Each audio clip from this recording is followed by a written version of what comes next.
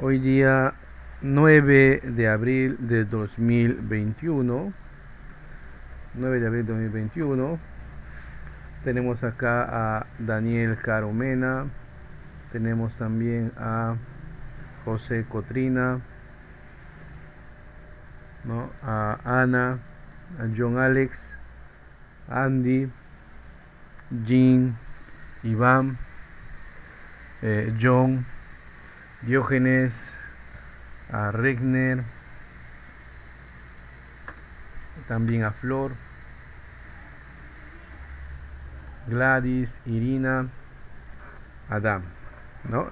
Son los compañeros 13 que están presentes en la sesión de hoy. Bien, espero que se encuentre bien. Bien, si hay un poco de ayuda a memoria, ¿en qué tema nos quedamos en la última sesión? ¿Recuerdan?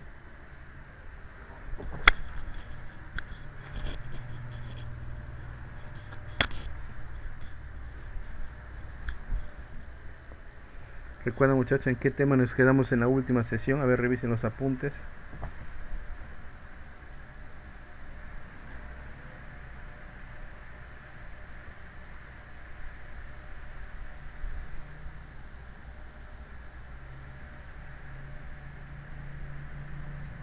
¿Están presentes o ya me corta el internet?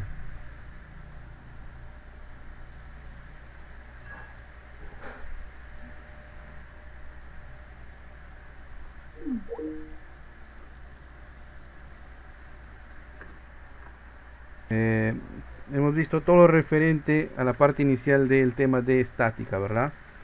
Recordando, hemos dicho de que en estática se utiliza un ente matemático que son los vectores, y los vectores a su vez pues tienen una estructura, básicamente cuatro elementos. Tiene una dirección, tiene un origen, ¿no? Tienen un valor o un módulo y tienen un sentido.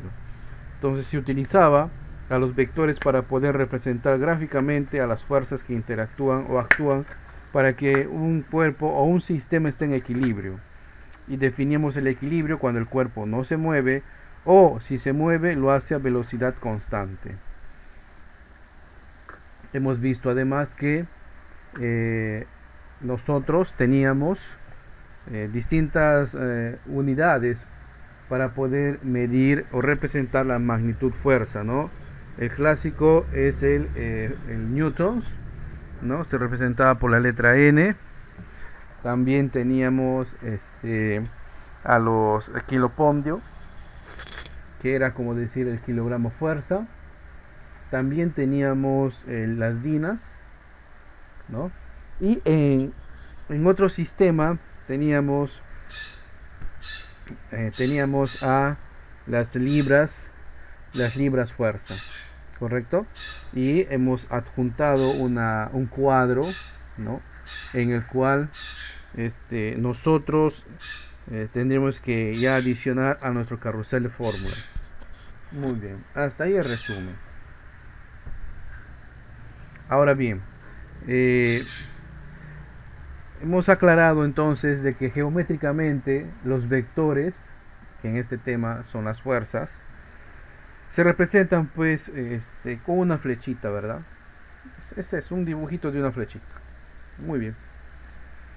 Según el tipo o cómo estén dibujados estas flechitas, vamos a tener los distintos tipos de vectores o fuerzas. Atentos.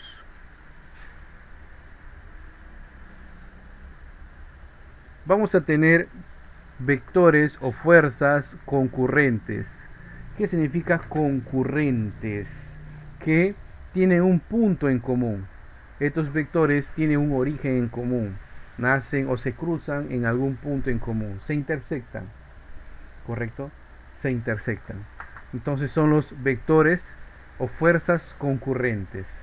No olviden. Son los que tienen un origen en común. O proyectando su dirección se intersectan, se cruzan. Luego tenemos las fuerzas colineales. Las fuerzas colineales son aquellas que están en una misma línea Debo deducir entonces si están en una misma línea, entonces tienen una misma dirección dependiendo hacia dónde esté apuntando su sentido, ¿no? Ejemplo, a nuestra realidad extrayendo cuando todos conocemos las calles que son transitables, ¿verdad? Esa vendría a ser la dirección, pero en esa misma calle tenemos doble vía. No significa que las motos se choquen ahí, sino que están en sentidos o van en sentidos contrarios. Están en la misma calle, pero sentidos contrarios. Entonces, las fuerzas colineales son las fuerzas o vectores que están en la misma línea. No necesariamente comparten el mismo sentido, ¿ya? No necesariamente comparten el mismo sentido. Siguiente, las fuerzas paralelas. Las fuerzas paralelas son aquellas que proyectando a los vectores, o sea, completando las líneas por donde ha pasado el vector, pues simplemente no se intersectan, no se cruzan, no se cruzan, no se intersectan. Serían las fuerzas paralelas. Pueden tener la misma dirección, claro, podrían tener el mismo sentido también, pero no están en la misma línea, están en líneas distintas, en caminos distintos. Si vamos a hablar de calles, en calles distintas, ¿correcto? Muy bien. Ahora, para nosotros conocer o saber más sobre este tema, debemos aclarar los métodos que existen para poder conocer la suma de fuerzas. ¿Cómo son las sumas de fuerzas? No significa simplemente sumar una cantidad, no 10 newtons más 5 newtons, no, sino geométricamente estos vectores o fuerzas se representan en un gráfico, ¿correcto? Geométricamente estos vectores o fuerzas se representan en un gráfico, ¿sí? Entonces, ya estando en ese gráfico, nosotros podemos utilizar distintos métodos para poder determinar el valor de cierta cantidad de vectores o cierto vector, ¿no? Ahora bien, de todos los métodos que proponen ahí, vamos a empezar por el que creo yo que es el más práctico, el que minimiza la posibilidad de cometer algún error. Ahí está, que es el método de descomposición de fuerzas. ¿De qué trata el método de descomposición de fuerzas? Para eso debemos recordar lo que es un plano cartesiano. Si me permiten, voy a compartir la imagen de un plano cartesiano.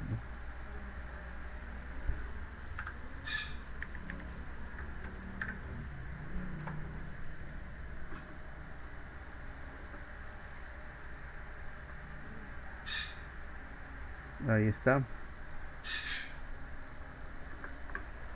Voy a pegar la imagen de un plano cartesiano. Acá tenemos el plano cartesiano. Un plano cartesiano tiene esa forma, miren, como una cruz, ¿no? Como una cruz. Pero en el tema de estática y también en el tema de dinámica, se recomienda cuando vamos a representar, voy a hacer un poquito más grande, se recomienda cuando vamos a presentar el plano cartesiano, eliminar, ¿sí? Una consulta, ¿estás mostrando la Sí, estoy mostrando la pantalla. ¿No ven la pantalla? se ve? Yo tampoco veo, No estás compartiendo. nada.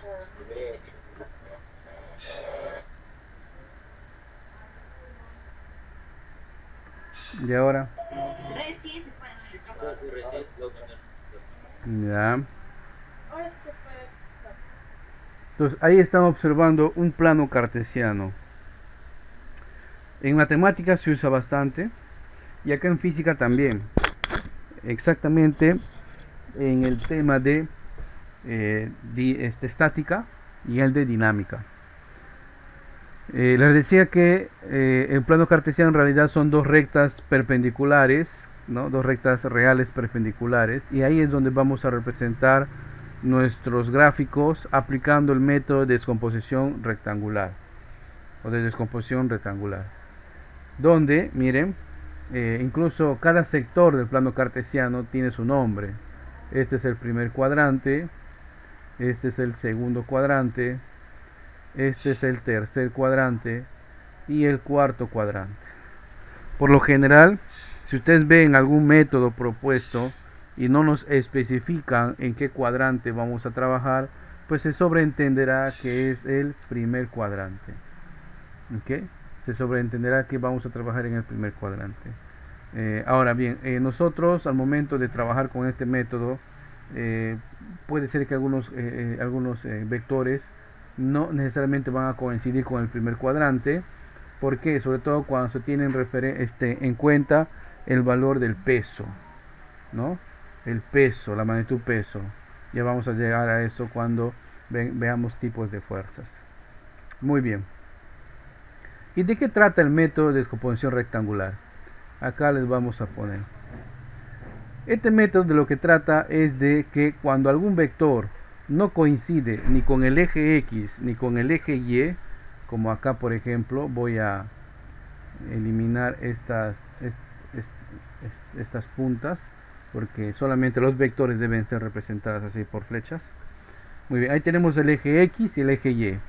Y sobre él tenemos, perdón, y acá tenemos un vector, no, vamos a dibujarle acá, tenemos un vector, correcto, F, su valor es F, su sentido pues está yendo hasta donde apunta la flecha, ¿no?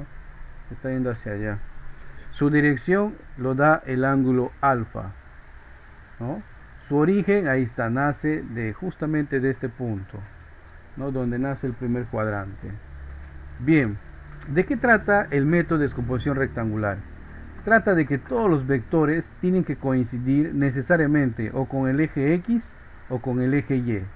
Profe, pero acá no coincide, dirá usted. Tiene razón.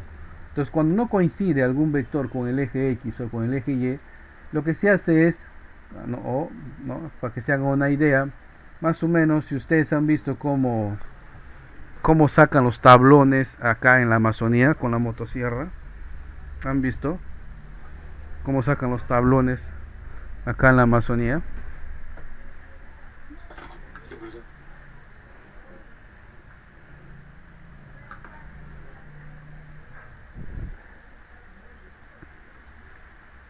Al parecer que se cortó mi internet, ¿verdad? No me escuchan. Ah, ya, muy bien. Entonces, y háganse la idea de que cogemos una motosierra y pues le partimos justamente en la mitad a este vector. Bueno, el pulso no me ayuda. Le partimos justamente en la mitad. Ahí está. Entonces, una parte de ese vector, o sea, una mitad va a quedar justamente en el eje X. ¿Ya? Una parte de ese vector va a quedar en el eje X. Carambas, ¿qué tal pulso, hombre? Vamos a arreglar. Una parte de ese vector va a quedar en el eje X. Ahí está. Claro. Y otra parte va a quedar en el eje Y. Supongamos que sea derechito. A ver. Ahí está. Una parte en el eje Y. Muy bien. Ahora prácticamente este vector F ya no debería estar ahí. ¿Ya? ¿Y qué logramos con eso? Lo que pasa es que voy a tener dos vectores. Ya el vector original no existiría, ¿no? Entonces el vector que queda en el lado X y el vector que queda en el lado Y, ¿a qué es igual? Entonces el vector que está pegado a X es igual al valor original del vector por el coseno del ángulo que estaba formando. Y el vector que ocupa el lado Y quedaría como el valor del vector original multiplicado por el seno del ángulo que estaba formando.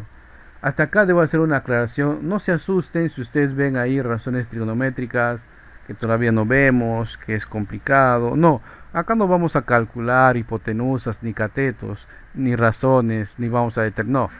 Aquí lo que vamos a hacer es utilizar el valor numérico de las razones trigonométricas en el cálculo de nuestras fuerzas. ¿Ya? Entonces casi siempre es un dato que nos van a mostrar en los enunciados originales, así que por ese lado no se asusten. ¿Ok? Muy bien. Una vez que nosotros hayamos determinado o partido a la mitad todos los vectores que forman ángulos, para terminar lo que se hiciera es una sumatoria de fuerzas en X y una sumatoria de fuerzas en Y. Y como estamos en el tema de estática, ambos van a ser igual a 0. ¿Ya? Ambos van a ser igual a 0. Y acá vamos con una convención o con un acuerdo de conveniencia. Para manejar signos en el eje X, los que apuntan hacia la derecha serán considerados vectores positivos y los que apuntan hacia la izquierda serán considerados vectores negativos. Para el eje Y, en cambio, los que apuntan hacia abajo serán considerados negativos y los que apuntan hacia arriba serán considerados positivos. Esto con respecto al tema de estática. En el tema de dinámica, cuando ya llegamos a él, va a cambiar. ¿Ok? En el tema de dinámica va a cambiar. Muy bien, este es el método que vamos a usar. Y más adelante, si nos queda tiempo, vamos a ver los otros métodos, ¿no? Pero con este método vamos a minimizar la posibilidad de cometer algún error. ¿Ok? Con este método minimizamos la posibilidad de cometer algún error. Muy bien, continuamos.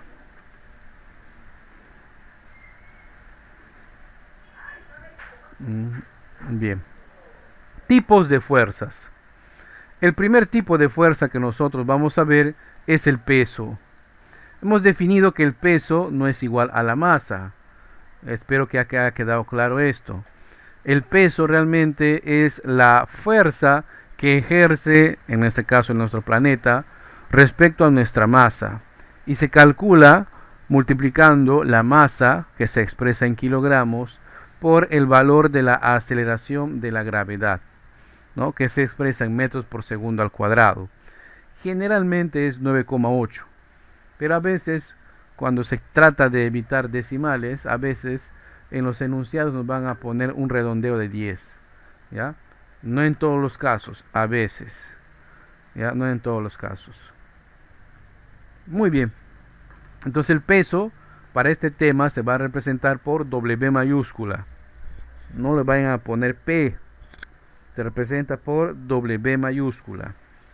Más adelante, cuando ya llegamos al tema de potencia, trabajo y energía, cambiará. ¿Ya? Muy bien. Siguiente tipo de fuerza. Ah, otra cosita más, me olvidaba. El peso siempre es una fuerza que se representa por un vector que va a apuntar siempre hacia abajo. Siempre, no olviden eso. La fuerza es el peso es un tipo de fuerza que siempre apunta hacia abajo. ¿Ok? No se vayan a olvidar de eso. ¿Ya? Entonces, cuando estamos analizando los casos, el primer vector o la primera fuerza que hay que buscar es el peso, ¿no? Si es de un cuerpo, de hecho que tiene una masa. Y si tiene una masa, tiene un peso. Muy bien. Siguiente tipo de fuerza. El siguiente tipo de fuerza es la tensión. ¿Quiénes soportan este tipo de fuerza? Los cables, los alambres, ¿sí? Lo que nosotros llamamos sogas, cuerdas, hasta las cadenas soportan tensión.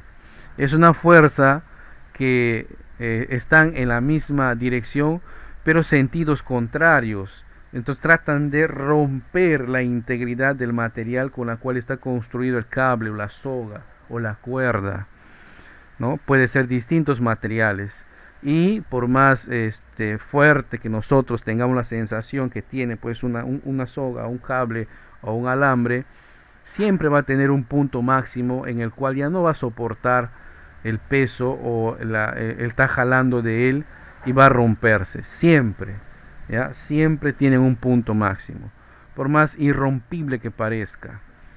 Por ejemplo, si ustedes han ido al puerto, habrán visto pues ahí las lanchas, habrán visto los tipos de cuerdas con las cuales amarran las lanchas a las chatas remolcadoras, así les llaman, ¿verdad? Chatas, ¿no? Es un cable de acero pues de buen diámetro y uno tendría la idea de que, uy, eso nunca se va a romper. En realidad, en algún momento llegan a romperse cuando sobrepasan su tensión. ¿Mm? O viendo nuestra realidad, ¿quién no ha templado a veces su hamaca y por un poquito de peso que ustedes han subido en esta pandemia, pues se ha roto la hamaca?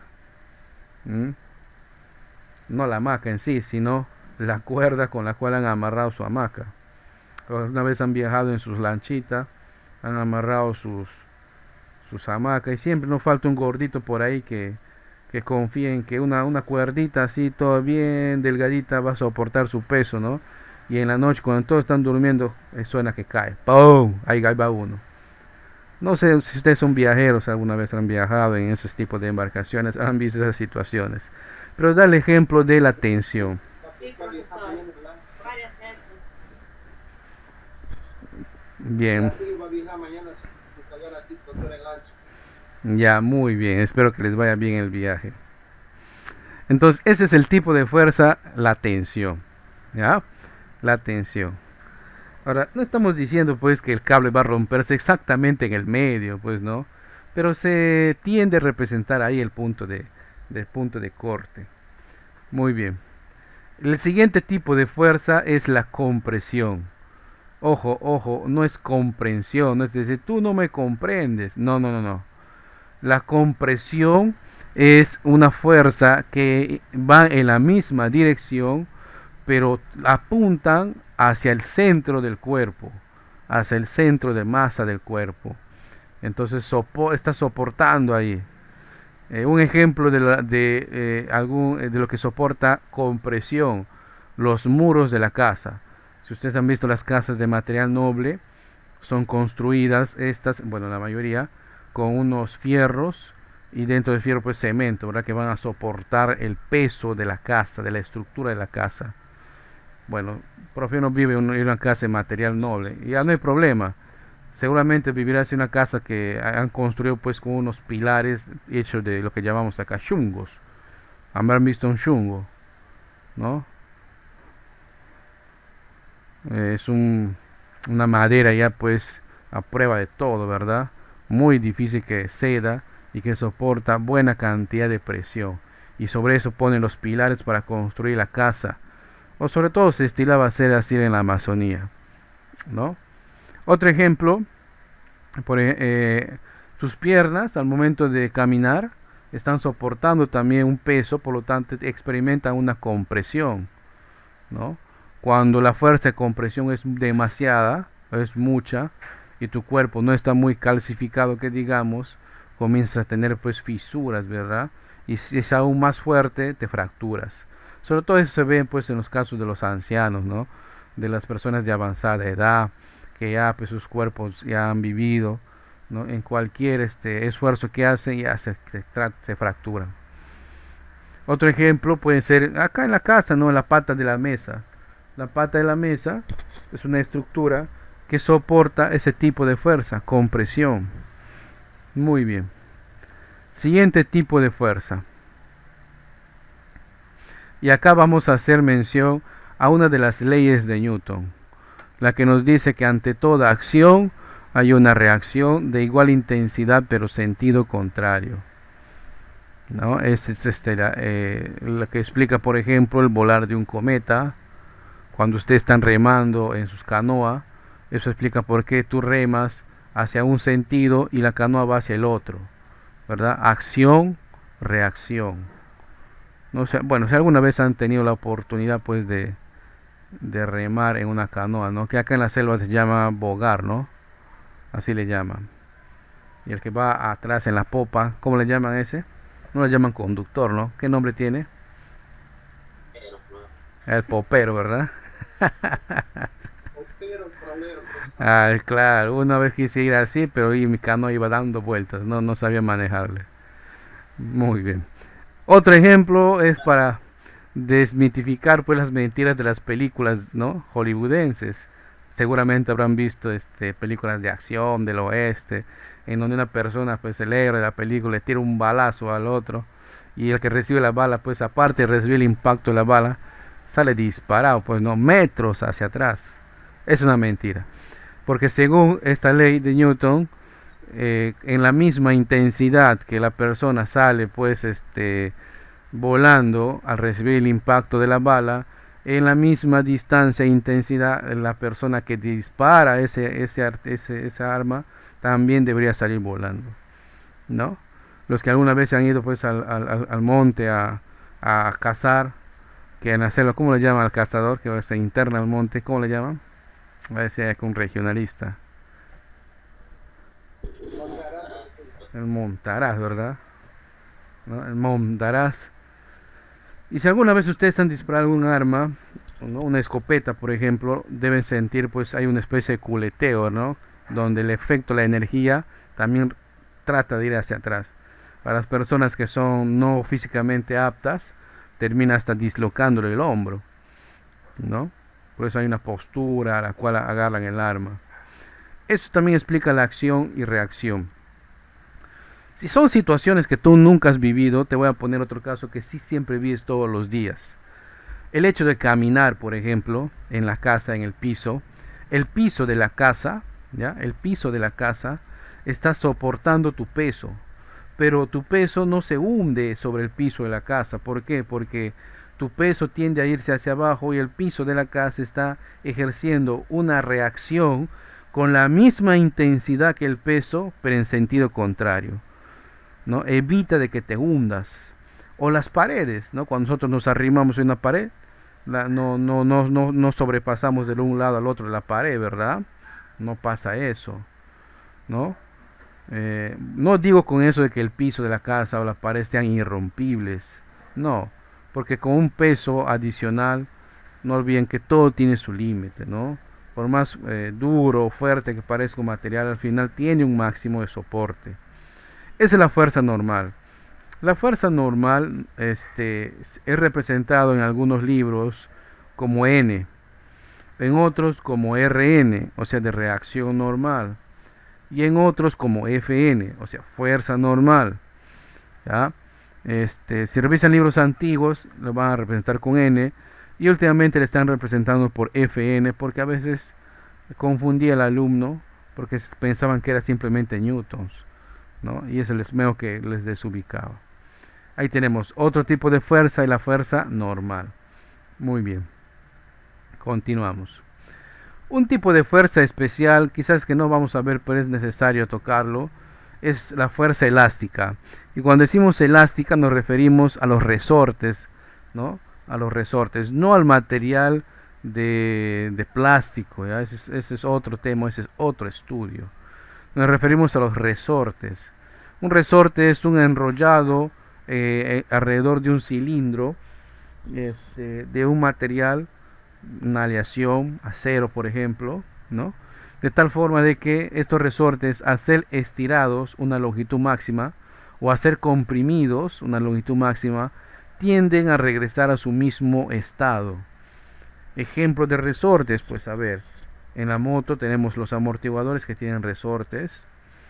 De repente tienes un colchón que también tiene resortes. O de repente las paraguas, ¿han visto las paraguas? En las paraguas también tenemos resortes, ¿no? Son las paraguas de la abuelita, ahí hay resortes, ¿no? Entonces tienen esas propiedades en donde se estiran o se comprimen. Miren, o sea, las dos fuerzas, ¿no? Se tensionan o se comprimen y tienden a regresar a su estado original, ¿no? Vuelven a como era antes. Obviamente tiene un límite, ¿no? No se le puede estirar infinitamente, tampoco se puede comprimir infinitamente. Tiene un máximo de uso. Por eso es que los resortes de las motos, por ejemplo, aunque se tarda bastante en cambiarlos, pero en algún momento se llegan a cambiar, porque ya pierden esa elasticidad, ya no amortiguan nada, ¿no? Vas por un bache y te termina golpeando mucho la cintura. Muy bien, hasta aquí alguna pregunta, alguna consulta.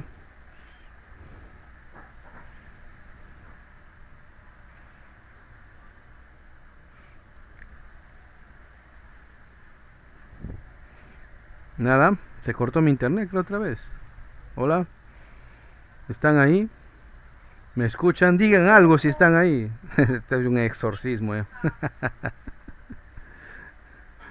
es que esa música está bien. ¿Qué dice? ¿Qué dice? Aunque le escucho un poquito, profesor, pero no tanto porque en la de mi casa están haciendo música. Cara, hay que decirle a los constructores, por favor, dejen de trabajar, voy a hacer clase.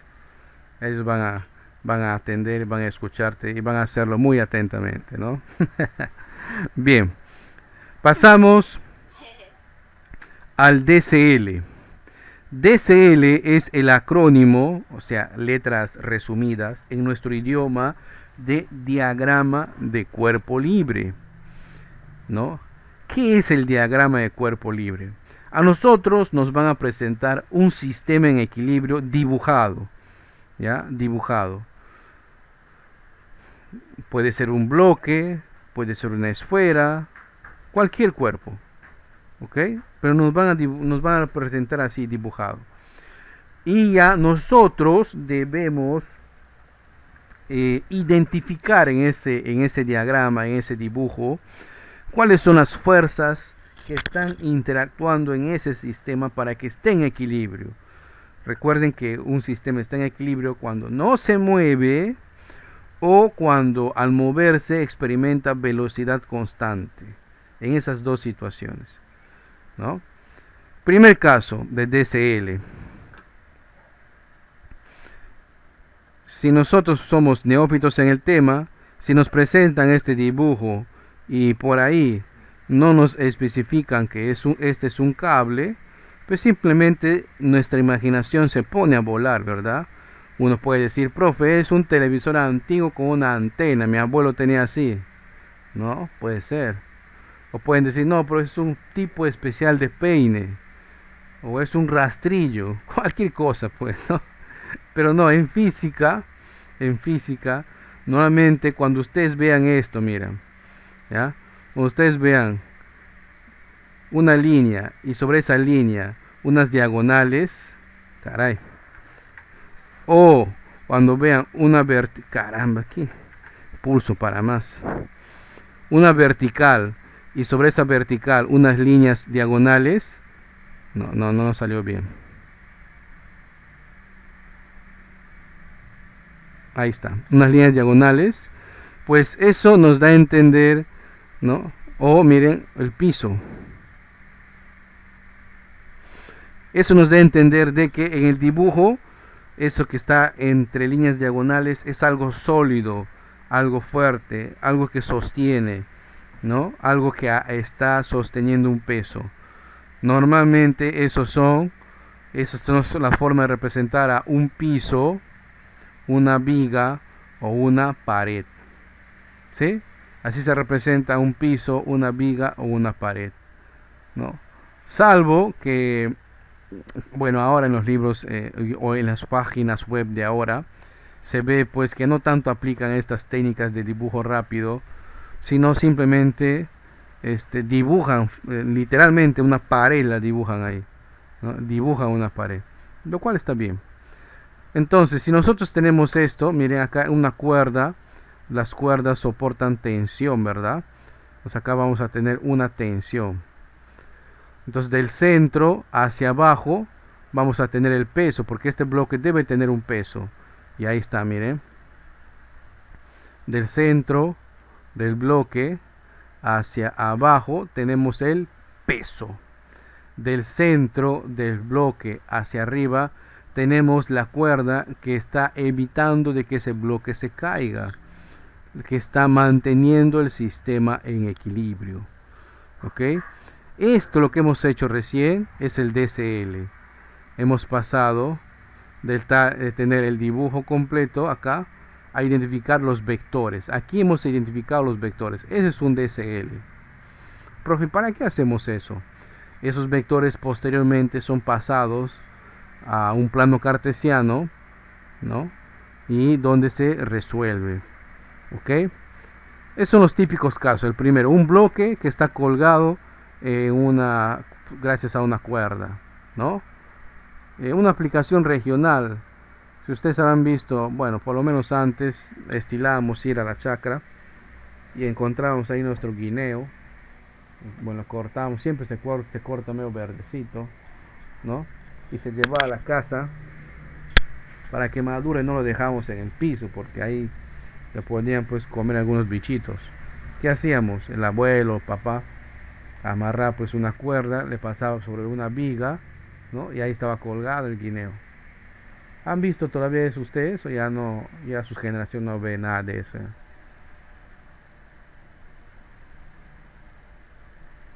Sí, claro, pues. Muy bien, me alegra, ¿no? Dependiendo del contexto, si hiciera esta primera pregunta, ya hay jóvenes de la región, ¿ah?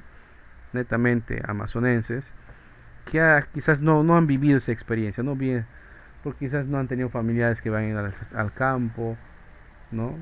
Porque si quiere un guineo maduro simplemente va al supermercado y paga, ¿no? Ya no tiene esa experiencia.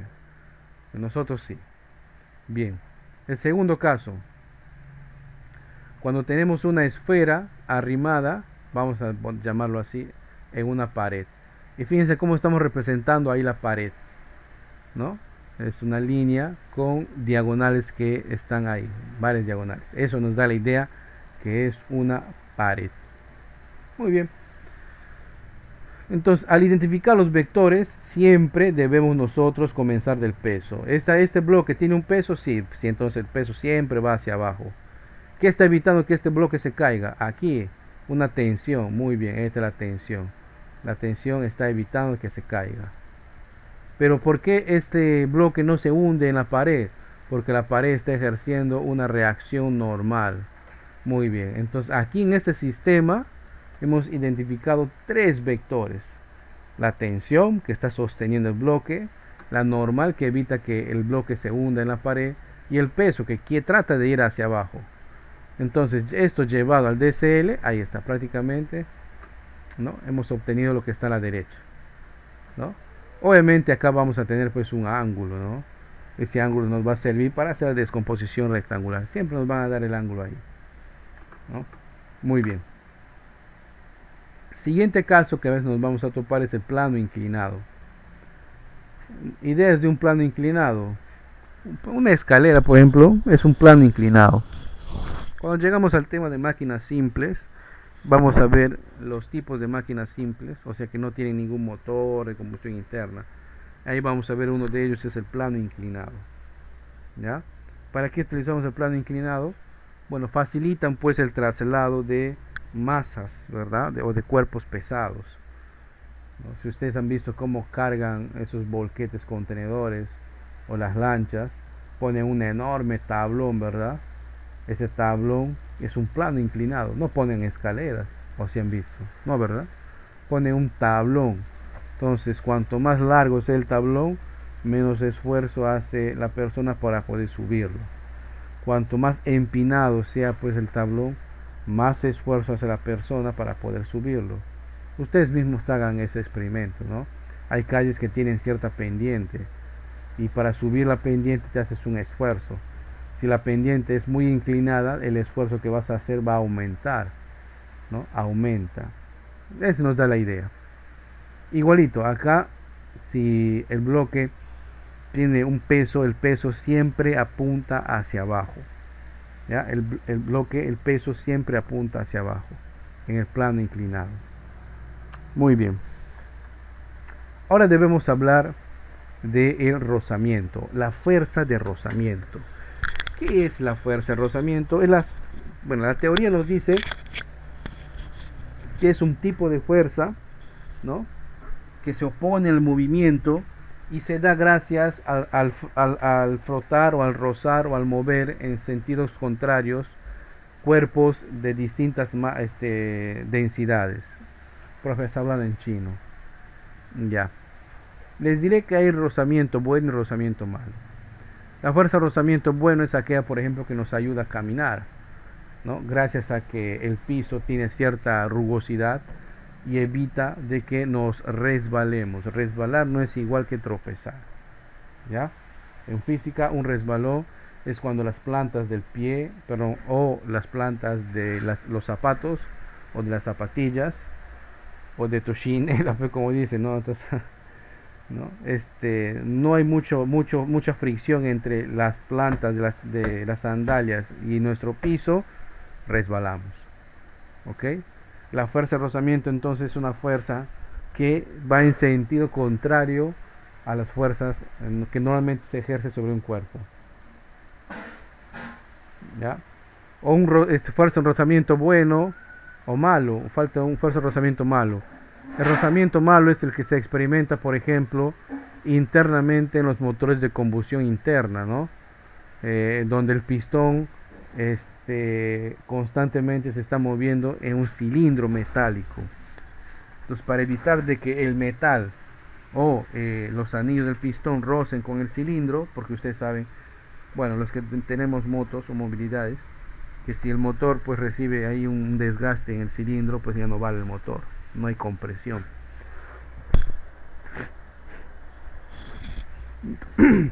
Entonces, ¿qué se hace ahí para poder evitar el rozamiento? Se agrega unos lubricantes, ¿no? Que son aceites.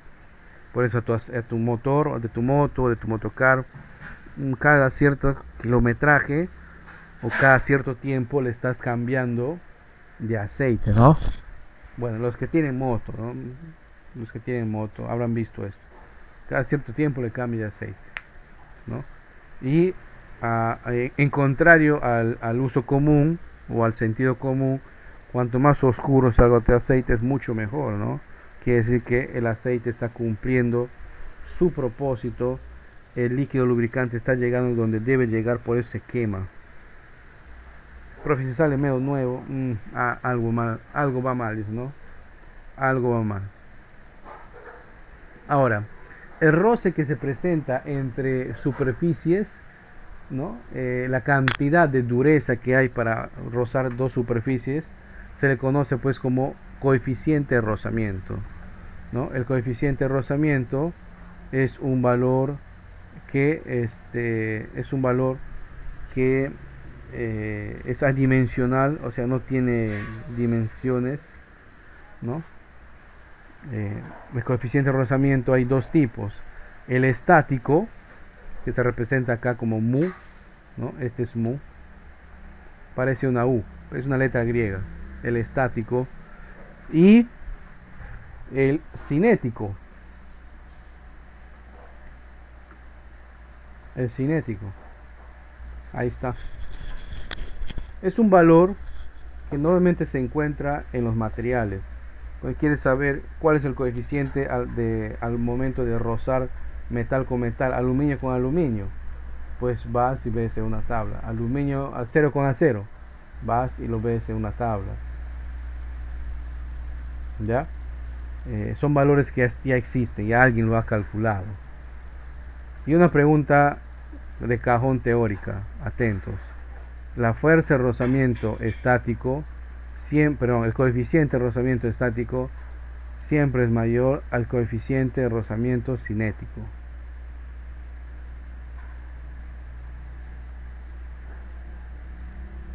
¿Ok? Pregunta de cajón. Muy bien. Acá pues tengo que hacer un paréntesis también para ustedes, por ejemplo, los que manejan moto, en las ciudades se habrán dado cuenta de que hay ciertos límites, ¿verdad? De velocidad. Cuando nosotros llegamos a manejar a muy altas velocidades, tengan en cuenta que en una moto la parte que roza con el piso, con la calle, es muy pequeña realmente. Esa superficie es muy pequeña. Por eso, a cuanta más velocidad tenga una moto, cualquier imperfección en la pista pues va a tender a que pierda el equilibrio y pueda terminar accidentándose, ¿no? Pues los que manejan, por ejemplo, moto en altas velocidades, tengan en cuenta esto, tengan cuidado. Profe, ¿y el carro? Bueno, los carros primero tienen 3 puntos de apoyo, 4, perdón, 3 son los motocarros, no 4. Y no van a negar que las llantas de los carros pues son obviamente de mayor longitud de ancho respecto de la moto, ¿no? Por obvias razones. Muy bien. ¿Alguna pregunta hasta acá?